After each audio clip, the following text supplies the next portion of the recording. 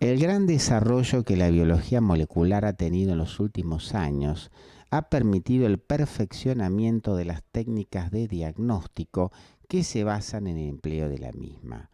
Por un lado, podemos detectar partículas virales, partículas bacterianas, hormonas, sustancias químicas presentes en muy pequeñas concentraciones gracias a estas técnicas que hemos pasado a desarrollar. Por otro lado, es importante el advenimiento del ADN recombinante, que ha permitido la formación in vitro de moléculas análogas a nuestras hormonas y que son introducidas para el manejo y tratamiento de las distintas enfermedades como la diabetes, las anemias crónicas o problemas del crecimiento, entre otras. La secuencia de ADN y la construcción de moléculas quiméricas por ingeniería genética brindan los medios adecuados para estudiar cómo funciona un segmento específico de ADN. La comprensión de esta tecnología es importante para establecer las bases moleculares de enfermedades genéticas, la producción de proteínas humanas en abundancia con fines terapéuticos, como ser la insulina, la hormona de crecimiento, la eritropoyetina, la obtención de proteínas para vacunas, hepatitis B y para pruebas diagnósticas HIV y SIDA, el diagnóstico de enfermedades existentes y predicción de riesgos para desarrollar otros padecimientos, la medicina forense y el desarrollo de terapias génicas para tratar enfermedades. ¿Cómo se estudia el ADN? La tecnología del ADN recombinante comprende el aislamiento y manipulación del ADN para elaborar moléculas quiméricas o híbridas. Para aislar secuencias específicas de ADN que uno quiere estudiar o reproducir, es necesario realizar cortes en las cadenas del ácido nucleico. Por ese motivo utilizamos enzimas de restricción, que son aquellas enzimas que cortan específicamente las cadenas de ADN en puntos especiales. Estas enzimas en realidad son endonucleasas, ya que cortan el ADN en secuencias específicas dentro de la molécula.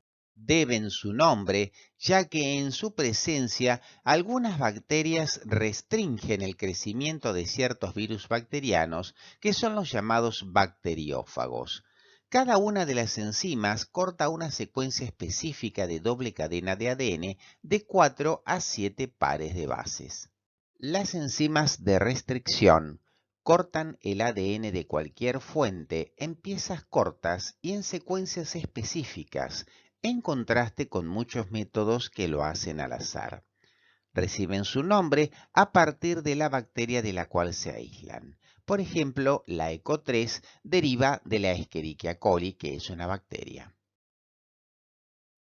Los cortes que introducen estas enzimas pueden ser romos, exactamente igual cuando ustedes cortan con un cuchillo una manzana por la mitad, o cohesivos, cuando las cortamos en dos pedazos irregulares que después los vamos a unir por enzimas específicas. Tenemos aquí un plásmido circular de ADN donde vamos a estudiar de qué manera actúan las endonucleasas de restricción.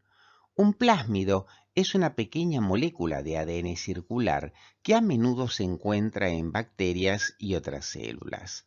Los plásmidos son separados del cromosoma bacteriano y se replican independientemente de ella. Como podrán apreciar, la endonucleasa de restricción introduce dos cortes en este plásmido circular de ADN, dejando los extremos cohesivos. En la brecha restante insertaremos la parte de ADN que nosotros queremos replicar y que va a ser obtenida del ADN humano. Luego tenemos el ADN humano con una secuencia específica de bases que nosotros queremos cortar y pegar dentro del plásmido bacteriano. Exactamente igual que antes, enzimas quirúrgicas, las endonucleasas de restricción, cortarán el segmento que nosotros queremos amplificar y posteriormente ADN ligasas se encargarán del pegado y del sellado de las nuevas bases incorporadas al plásmido bacteriano.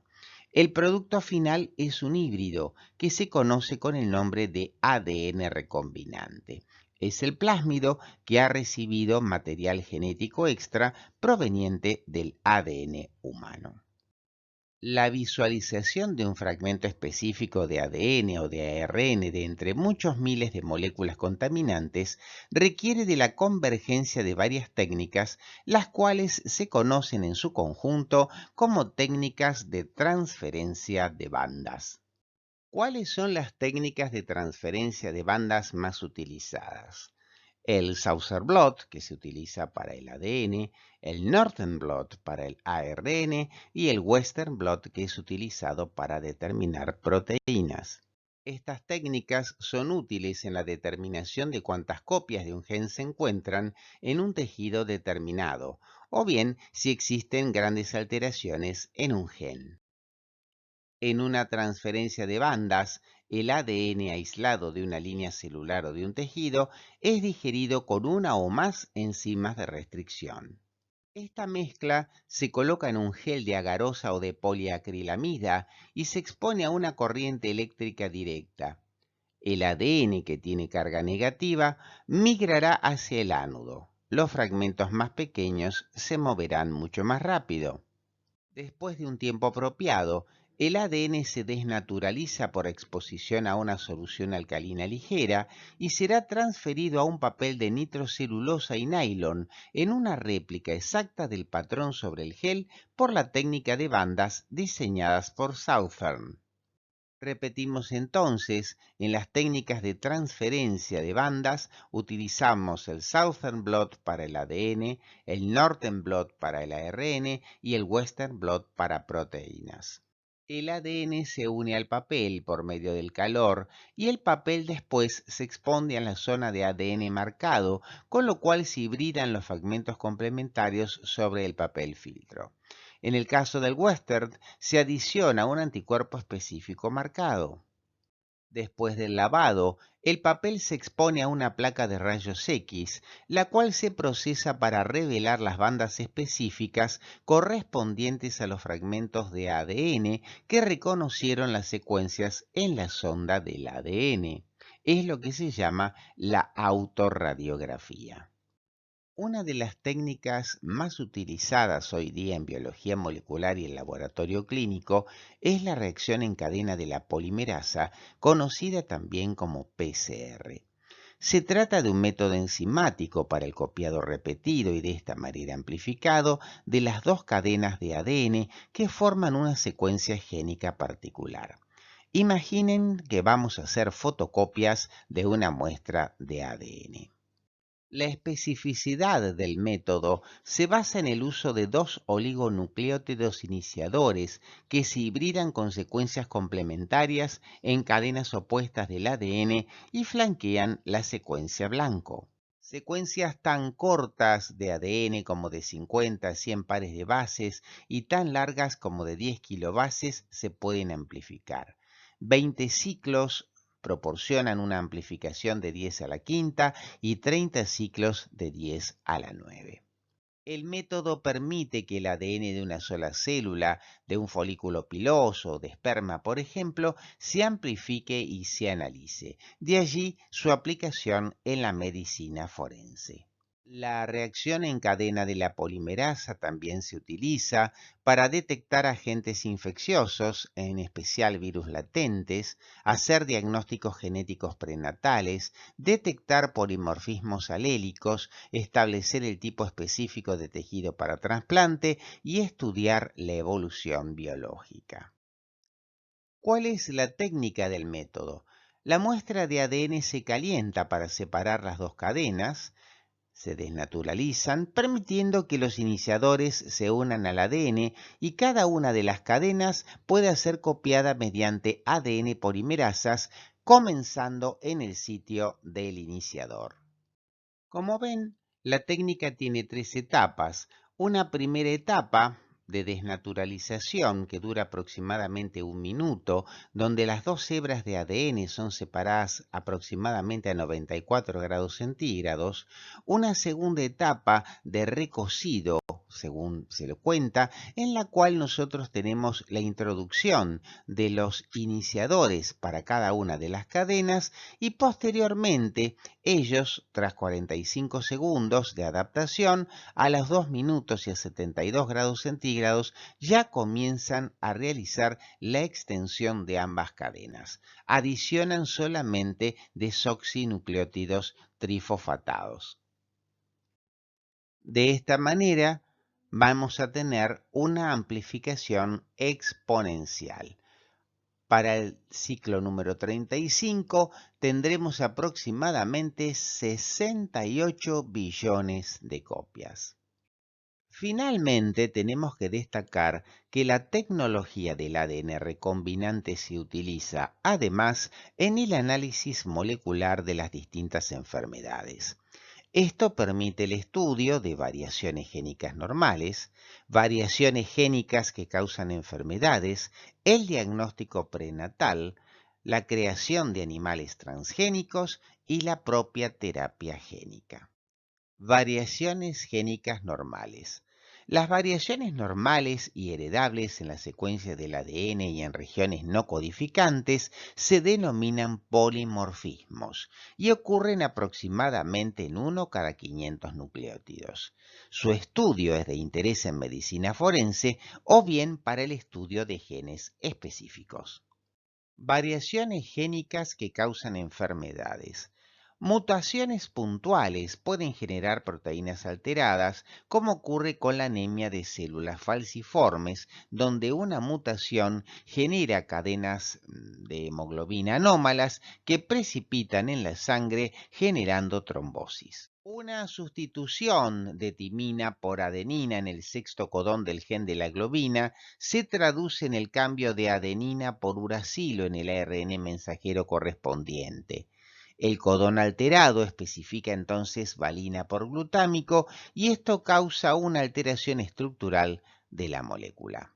La mutación génica genera una cadena beta anómala en la cual vamos a encontrar valina por glutámico.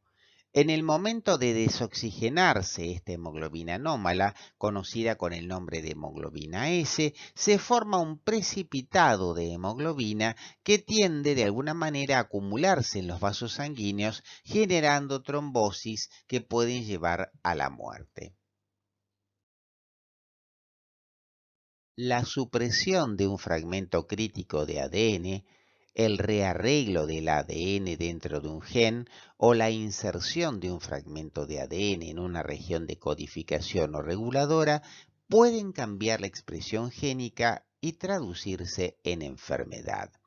Este es el caso que ocurre con la beta-talasemia, conocida también como anemia del Mediterráneo, ya que es transmitida generalmente por familiares de origen mediterráneo, en la cual existe la supresión de un fragmento crítico del cromosoma 11, que es el gen de la globina que codifica la síntesis de las cadenas beta de la hemoglobina.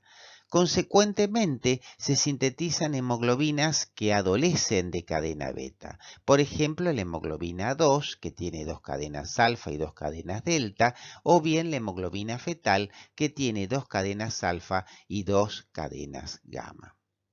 Diagnóstico prenatal. Si se conoce la lesión genética y se dispone de una sonda específica, es posible el diagnóstico prenatal. El ADN de células obtenidas de 10 mililitros de líquido amniótico o por biopsia de vellosidades coriónicas puede analizarse por el método de Southern Blot. Animales transgénicos. Se basa en la introducción de un nuevo ADN en células germinales por su inyección en el núcleo del huevo.